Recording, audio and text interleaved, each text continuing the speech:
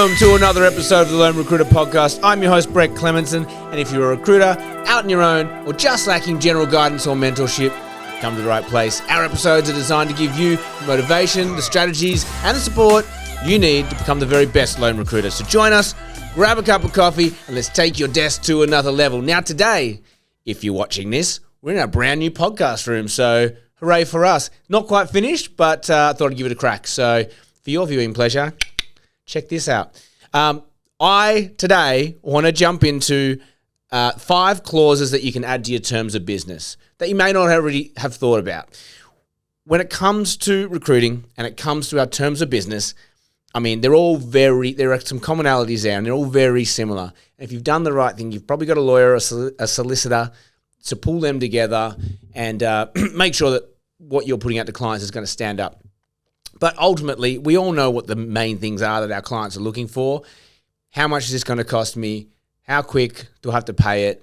What's the guarantee, right? They're the 3 main things. Everything else is there as a safeguard, and you've got to get some depth and level of sort of robustness around introductions and things like that. But I think they're all quite secondary. I don't want to bore you with those things today, but what I want to do is give you some ideas that may or may not already be in your terms of business that you might find useful or make you think, that's actually a really good idea. I should probably put that in there. Probably not what you think either. So we were really lucky to obtain, I think, 11 or 12 sets of terms of business from various recruitment agencies around Sydney. It was an internal person that we know. I just asked the question and they were able to give them to me. So that was actually quite helpful.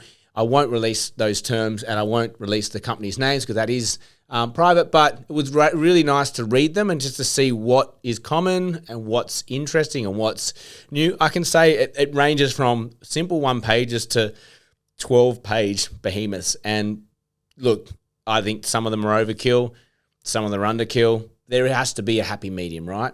So let's jump into the 5 clauses that I think were of interest to me and the ones that we utilize that I think are outside the norm. So let's go. Let's start with the payment period, okay? So typically we see for contingent sort of standard recruitment from placement, from the day they start, anywhere from 7 to 30 days, right? That's kind of roughly what we see and what clients expect. What we saw and actually started implementing and had multiple benefits was actually getting payment made on signature.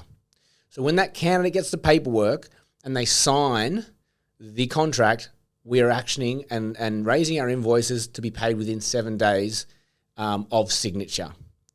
I know that's unorthodox because when I speak to people about this, they go, really? And your clients pay it? Yeah, they do. The one question they have is, what happens if they don't start? Logical question. And our simple response is, we pay you back in full. But if you're a lone recruiter or you're a small business, cash flow is king. And if you can get that payment in on signature, like your work is done anyway. If your client's briefed you on a role and you've gone and done that search, you haven't been paid a cent up front, and then you get someone to sign, well, look, you've done your job. And I think that it's only fair that you request that happens. That's the first benefit of doing that. The second benefit is, what if they push back? Well, we all know what a negotiation feels like with terms. If your starting point is 7 days from signature, you're probably going to get it to a point of, can we have it 7 days from start? Or can we have it, you're moving at 30 days forward, whatever. I think that you're going to get a better result for yourself nonetheless. Even if your client doesn't bite on the signature, you are going to get it closer to when they start on their start day or within that first week because, that forms part of that negotiation. Rather than, hey, our terms are 14 days from start. Oh, we really need 30 days. We've all heard that one. So that's my first one. Payment days. Make them 7 days from signature and then just negotiate or manage from there. The second one that stood out to me was actually putting an expiry date on your own terms. I think we see it a lot of the time coming from internal talent acquisition teams or larger firms that have their own terms and they make us sign those. They have expiries, but typically recruiters don't have expiry dates on their own terms. Now, what are the benefits for having an expiry? The main one really is that if you get in with a client and you're doing business with them and something doesn't work out, you find that they have high turnover and you have to keep replacing these candidates and you might need to adjust the guarantee period, or you find that they promised you a whole bulk of work and you actually ended up only doing one, but you negotiated the price based on quantity of work. Having that expiry gives you an opportunity to reset and reestablish the conversation. And now you've got a bit more information about how they work and how you work with them and what's working, what's not. You might be able to tweak, dial up and dial down certain bits within your terms. Without the expiry, you haven't really got a reason to pull them up on it, and it makes it a little bit harder to kind of reset. So putting an expiry in your terms, 6 months, 12 months, whatever you feel comfortable with, is a nice one, I think, to put in. The third one, now I hadn't even thought of this, but I guess within retained and executive search, this is probably more common. But again, for just contingent terms or exclusive terms, having a client's responsibility clause. What do you need from your client in this process? So things like, what are the timeframe expectations on responding to a CV submitted? What are the timeframe responsibilities for the client on giving you appropriate feedback after interview? Things like that. I think putting expectations into the client's quite wise. How many times have we submitted a CV and had to wait 3 weeks for them to come back and say, yeah, I want to meet them, and you go, the candidate's gone or they've lost interest. So we understand why you want to keep timeframes tight, particularly when you're headhunting, and particularly when there's competition with other companies on that candidate. But I think sometimes our clients don't realize it. So having a client's responsibility clause, I think, is quite smart.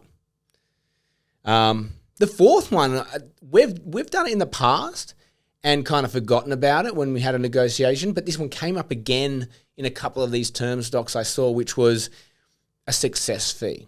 I'm not talking about just a placement fee, which we are typically talking about, but a success fee. So based on either longevity in the role, let's just say they got past 2 years in the job, do you get a little kicker at the end to say, we've really got someone who's nailed the brief? I think it works both ways, that clause, because a client will go, oh, they get paid for finding someone, not just for now, but someone who's going to stay.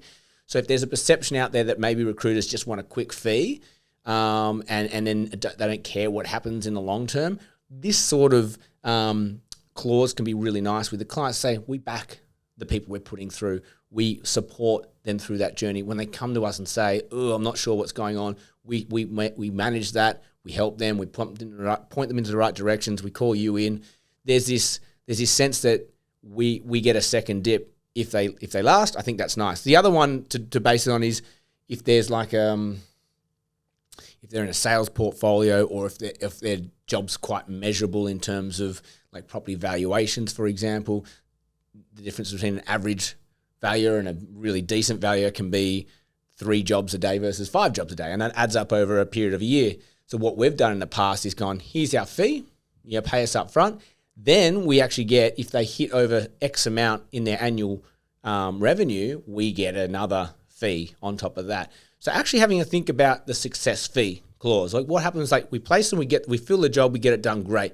But having a success fee has multiple benefits for you and the client, because you both win if you get the right person in for a long enough amount of time, doing the right role, performing at the right level. I love that one. The last clause to really look at, and this is where I think a lot of people get it wrong, and this is around the introduction period. So how long do you have an introduction on a CV with that client? Typically 6 to 12 months, right?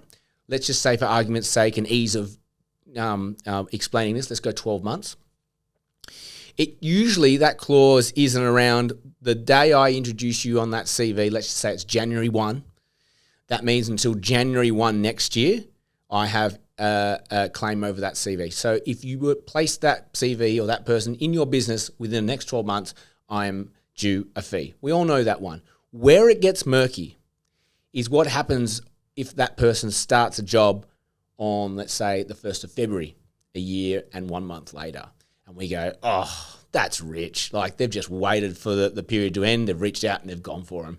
So a way that you can get around that, or to protect yourself a little bit further, is, one, the introduction of a CV triggers a 12-month period, but the last interaction, and this is where I've seen this quite cleverly done, the last interaction around that CV via email or written correspondence is the beginning point of a 12-month period. So if someone thinks, oh, look, we got them 13 months in, we don't have to owe them a fee, if they actually go and look at the introduction period and realize, oh my God, this person had followed up a few months into submitting that CV. We had interviews, we got to an offer, it didn't work out. The recruiter followed back a couple of months later, maybe in June, and said, hey, where are we at? Has that role reopened? Or, would you reconsider this candidate? Or whatever that might be, that triggers the beginning of that 12-month period again. And that's a vital one, because that could be the difference between a 20 grand fee or not a 20 grand fee. And most clients, when it gets a bit murky around that, if you've got something to point to, they'll fold. They are looking for a reason to not pay our fee, whether they like you or not. And I'm happy with that. I'm okay with that. As I say to my clients, only use us when you need us, because we're going to be bloody expensive. And you can do it yourself, do it. But we do what we do because we're good at it, and you can't do what we do. That's it. They're 5 clauses. You may or may not be using them, and I have not scratched the surface on this thing, but I think they are 5 that stood out to me as ones that aren't common and areas that I think people can tweak. And again, if you liked any of these and you want to add them to your clauses, do it. Get the advice of a lawyer. This is not advice. I am not a lawyer, but you do need to take your ideas to lawyers to make them worded in an appropriate way. So that's what we have time for you today. I hope you got something out of it. As always, 5-star reviews, love them. Share it, like it, comment, wherever you're listening to this or seeing it, interact. We love it. We appreciate you. Thank you once again for joining us. Have an amazing day, and may all your deals come true.